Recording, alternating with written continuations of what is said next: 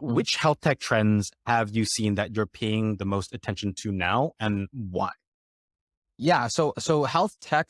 So I guess let me keep that on the sort of device and the Okay. on digital health side. Well, more on that side than the biotech side, because biotech side, like, it's very vast and massive, and there's many. So on the method and device and things side, I think like a couple that like, so liquid biopsies coming up a lot that I think is pretty interesting. I think I'm still skeptical as to the real use cases, just because some of the sensitivity and specificity of some of these tests is not that great. And so, like, for example, like, there's a company called Grail that's in the US where, you get your blood test and like, oh, you have cancer because of X, Y, and Z.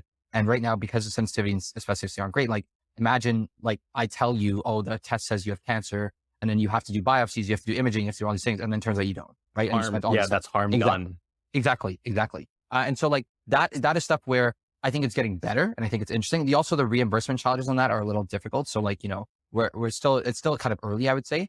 Um, on the device side, like non-invasive monitoring, I think right now is a really big thing that's happening, right? Like, the patches that people are doing, like, having an Apple Watch where you can do an EKG, like on your thing, like be able to assess, like, a lot of devices that be able to essentially give you insight that you never had before. Like, for example, I was talking to a digital health VC yesterday. He was telling me about, a non-invasive way to measure potassium. So like for dialysis patients, like they essentially have like this patch that can measure potassium pretty well. I'm like, oh, that's actually really interesting, right? Like there are clearly use cases for that where, I don't have to get the same kind of information that I had to sort of before. So those are stuff that I think is really cool. On the device, on the digital side, I think like digital therapeutics is one that I'm always paying attention to. I think is really interesting. There's a company called Achille Bio that actually M Ventures was a funder of many years ago when I was there. And now I think went public recently, actually by a SPAC, where their treatment is a video game. Like the treatment for ADHD is a video game.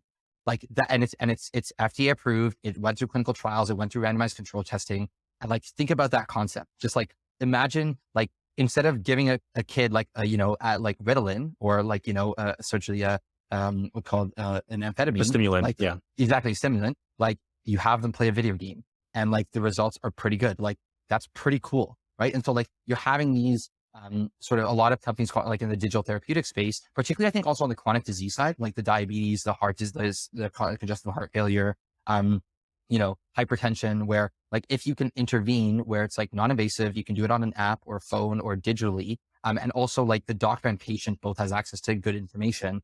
That becomes really cool, because then you can actually see like, the minor lifestyle changes where you get updates or reminders, or you have an app that's actually like FDA tested, approved, been through trials, can see like, how does it compare to like what currently existing?